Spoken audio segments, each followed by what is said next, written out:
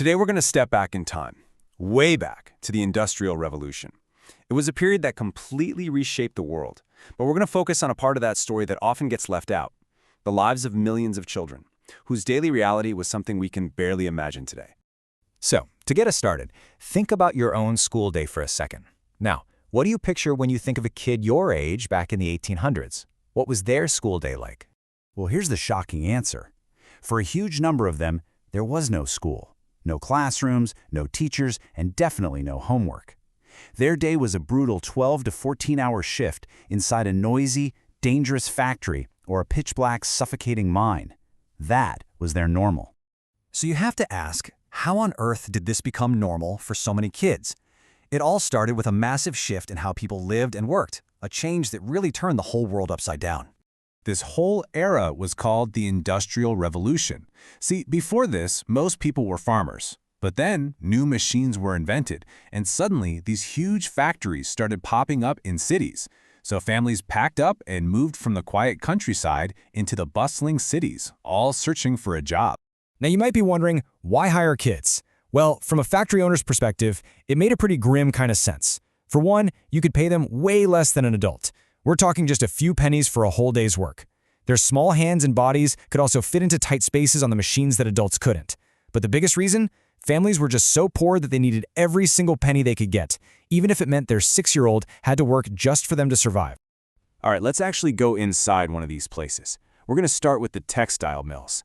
These were massive factories where cotton was spun into cloth, and they were one of the most common workplaces for children.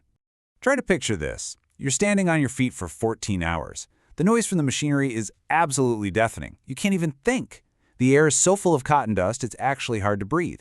And there are almost no windows, so there's no sunlight, no fresh air.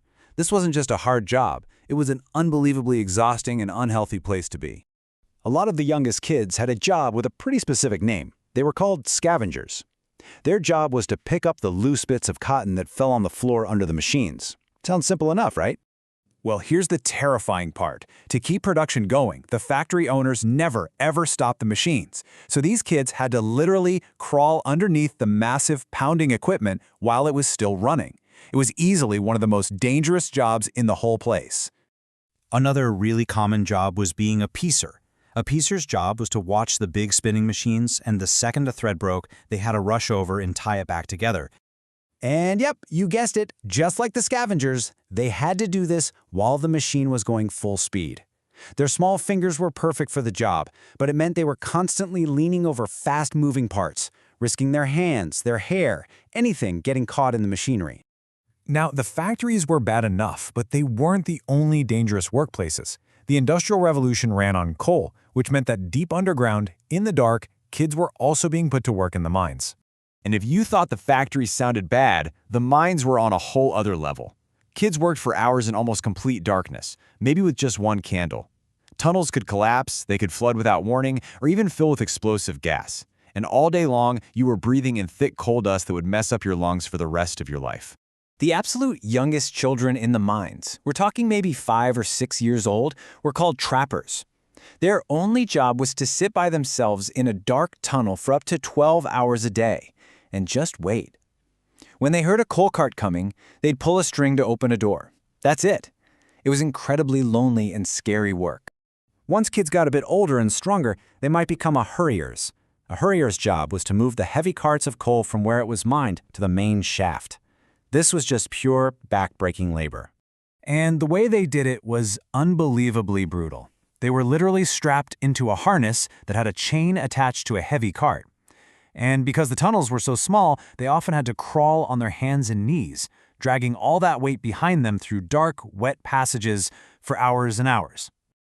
As you can imagine, this kind of work wasn't just a tough way to spend a day. It had serious, lifelong consequences for these kids' health and, well, for their entire futures.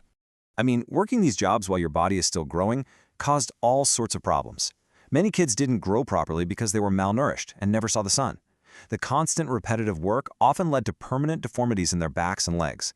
Lung diseases from all that dust were super common. And of course, accidents that left kids with broken bones or missing fingers were just a part of daily life. So when you compare their life to yours, the difference is just staggering. Their entire childhood was spent working, There was no time to go to school, no energy left over to play, and almost no chance of having a future that wasn't in that same factory or mine. And for all of this, for giving up their health, their education, their entire childhood, what did they get? A few pennies. It was just enough to help their families scrape by, while the people who owned the factories and mines got incredibly rich off their labor. Okay, so this is all pretty bleak. But thankfully, the story doesn't end there. Eventually, people started to realize just how cruel and damaging all this was, and a very long, very slow fight for change began. But I want to be clear, this change didn't happen overnight, not even close.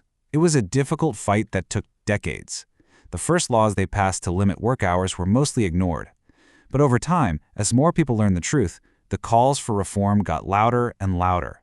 A huge turning point was when the government actually sent people into the factories and mines to investigate.